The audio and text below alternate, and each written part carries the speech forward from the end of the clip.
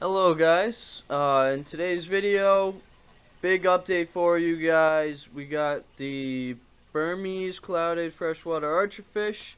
As you guys know, I've given a couple updates on these guys since I got them, since I came from the quarantine tank, the update of them moving into the 55, but today I am going to do one video just on them, no other fish involved. We're going to talk about, how they're doing, stuff like what they're eating, and along with that, I'm going to give just the general care requirements of the species as a whole, for any of you out there who want to keep these yourself. As you can see, very beautiful fish, with very distinct markings, very easy to tell them apart from their other archerfish relatives. In terms of marking and just general physique, these are two juveniles, for those who have not been following, and this is a full-grown, well, almost full-grown, might get another inch or so, adult Burmese clouded archer. Very beautiful markings, very good size, and very good personality. A very peaceful fish, but still robust and large enough to get along with these other large cichlids. So yeah, so let's get started with the video. I'll tell you guys, how these fish are doing. I'll show you some of the foods that they like to eat. And yeah, I'll talk about just general other care requirements. Stay tuned. Alright guys, here we go. So yeah, I'm just going to talk about the Burmese clouded archers. The thing that makes these archers so special is obviously, the cool family of fish they come from. The archerfish family is generally well known in the animal world. They get their name archerfish from their ability to shoot water, or spit water out from the surface, trying to knock bugs and other critters down to the water. That's one of their main distinctive behaviors for feeding. They'll shoot out of the water, and I even see these little guys do it even in captivity without overhanging branches. If they even think they see a bug or something that might be food, they'll go right up to the surface and start spitting. And I'll actually throw in a clip at the end of this video of them doing that. I've got them on video a few times, but basically with that, they have unreal eyesight. To be able to not just see in the water crystal clear, they can see above the water and have the accuracy to pick out a bug on an overhanging branch. I've heard they can shoot almost up to we're talking like I want to say it's like 5-6 feet. That's how far a full-grown archerfish can shoot. But anyway, so in this family, there is only one species of archerfish that is freshwater and true freshwater, and that is the Burmese clouded archerfish. Basically, every other member of this species is what we call brackish fish in the hobby.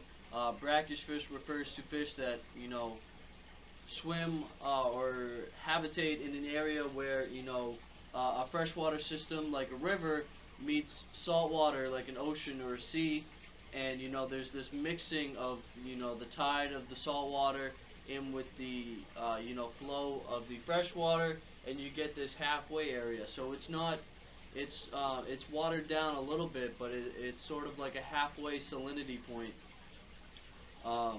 And a lot of archers will go into full fresh water to reproduce, lay their eggs. The juveniles will grow up in fresh water, and then move out to live the rest of their lives in the brackish conditions.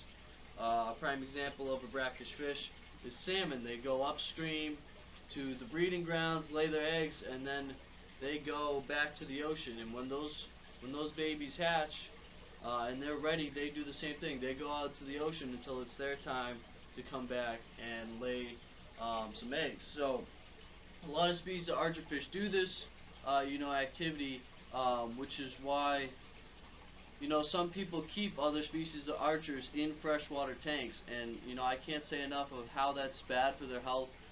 They really, as a as juveniles, it's okay for them because, like I said, in the wild, a lot of them do that. They grow up in fresh water, but as they get to adulthood, they need to move to um, at least slightly brackish conditions, as they would in the wild. So every other species of archerfish, is a brackish fish, and that makes these ones so special. Is these come from a fully isolated freshwater system.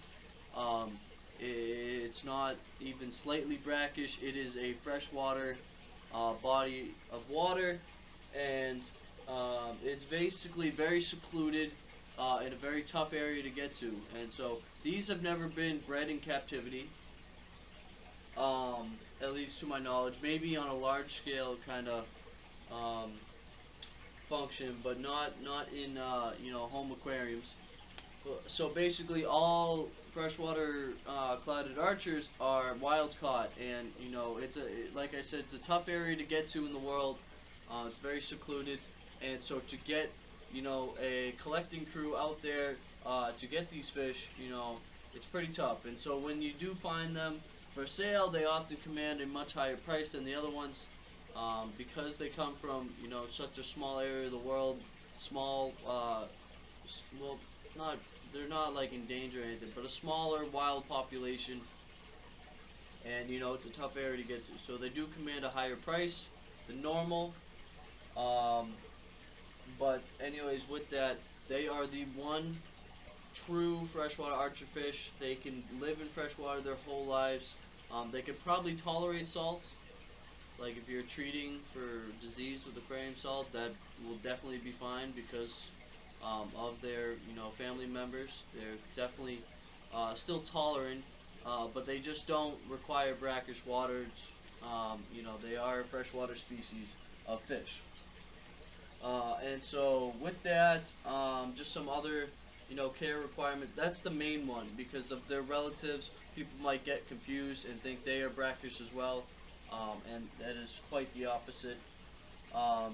But anyways, other care requirements. They are a tropical fish, like others where they come from in Southeast Asia kind of area. So tropical temps anywhere from like 77, 79, 80, anywhere in that range is good. They spend most of their time in the top third of the tank, unless I'm doing a water change and it kind of spooks them. They are a little bit skittish to start off, but my adults, as you saw in the 120 on this other wall, is pretty comfortable now. He doesn't, he's not as skittish when I'm near the tank or doing stuff. But yeah, they spend most of their lives in the top third of the tank. It just goes with their natural behavior for feeding. Anything on the top of the water is fair game. Plus, they do like to spit at things out of the water. So that's obviously a natural behavior for them. Even though I don't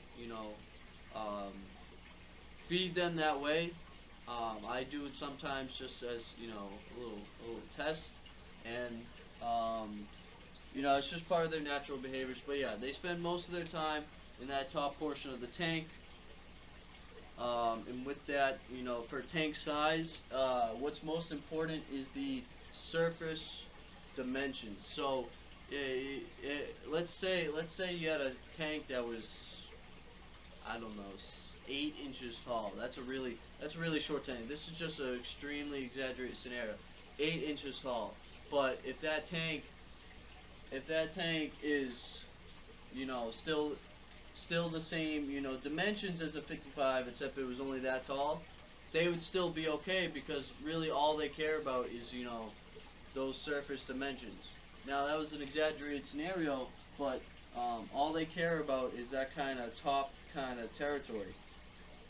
And they say the minimum for stocking wise, tank size is a 55. You could probably do a school of 3 of them. If you don't want to do a school if you can't do a school of 3, definitely don't do 2. Is kind of the rule of thumb. It's either 3 or only 1.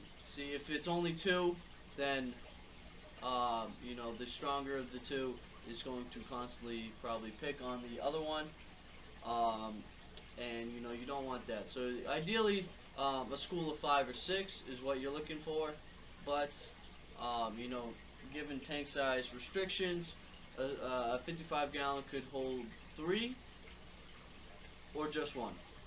Like I said, do not have 2. And so that's a little bit on tank size. To get a proper school, like 5 or 6 at least, I'd say probably a 90 gallon at the minimum. Excuse me. So yeah, that's tank size. What else we got? Feeding. This is an important one because obviously, with being wild caught fish, they are sometimes pretty hesitant to, you know, lean on to dried or prepared foods, but I promise you they will. They will eventually. My adults in the 120 took a while, but you know, these ones are already on prepared foods. I'm gonna go grab right here the foods they like best. So basically, to start them out, because they are a wild caught fish, I do like to give a few, you know, live feedings like crickets, stuff they're used to, like bugs and stuff like that.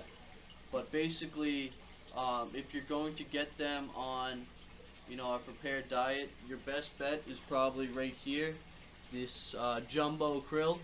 It's freeze dried, so it floats on the water just like they want, and you know, it's not in pellet form. As you can see, it is, you know, still very much just the shrimp, the krill. It's just, you know, freeze dried and ready to toss in the tank. So with these little guys, I'll break it up into pieces. And so yeah, they're already eating dried prepared foods, which is nice. No pellets yet, but the freeze dried krill is, you know, a good sign. But yeah, so that's a little bit on feeding. Like I said, start them out because they're wild caught fish. Start them out on some, you know, live feedings, so small crickets, depending on the size of the fish. And then, you know, once they're in a tank with other fish eating other items, you know, it's kind of like monkey see, monkey do. They will eventually learn that certain things are food, and you know, they have that natural behavior anyways, that when something hits the water, they're going to investigate right away. It's just, you know, kind of natural instinct. So that's a little on feeding. Like I said, they can be tough depending on the individual to get on dry foods, but they will eventually. So that's what I feed. Freeze-dried krill is they're mainly what they'll grab. They'll get some bloodworms, and obviously live crickets they like as well. When they're bigger, chopped up piece of earthworms are a good live treat. But now my adult will eat floating pellets, the freeze-dried krill, etc. Other things, pH. I just want to make a quick note. It is more important to have a constant pH than the correct pH. You know, they probably, I'm willing to bet that they come from, you know, softer waters. It's kind of like a jungle, you know, densely packed jungle type area they come from, which usually comes with softer waters. And so, but mine is probably a little bit over neutral, so, you know, a little more on the hard side, the alkaline side. But, you know, it's more important to keep that pH where it is than to try messing with it, because pH fluctuations are, you know, extremely, you know, they're extremely sensitive, just fish in general, to pH fluctuations. So as a rule of thumb, for fish in general, it's better to keep the pH where it is. You know, a prime example of this is King of DIY. That YouTube channel, he's up in Canada, he's using well water, and his pH is up near 7, and he's keeping all of these, you know, South American fish, and, you know, arowanas, etc., you know, all these fish that come from softer water, acidic waters, but, you know, as long as he doesn't try messing with it, then the fish, they live long, beautiful, healthy lives. So that's most important. More important than trying to get it right. Um, is just keeping it constant, not trying to mess with it. Because again, fluctuations, fish are very sensitive to that, along with temperature.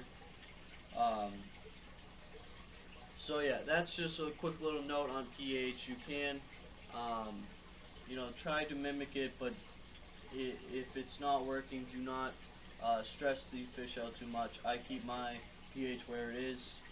Other care requirements, you definitely need a hood on your tank. That's just one last little note on these fish. Definitely have a hood on your tank. They will jump. It's part of their natural feeding behaviors. Between the spitting, that's one weapon they have. Two is their jumping ability. They can leap, out of the water at least a few body lengths, and as you can see, that's more than enough to get out of this tank. So, a hood is essential, to keep them in the tank.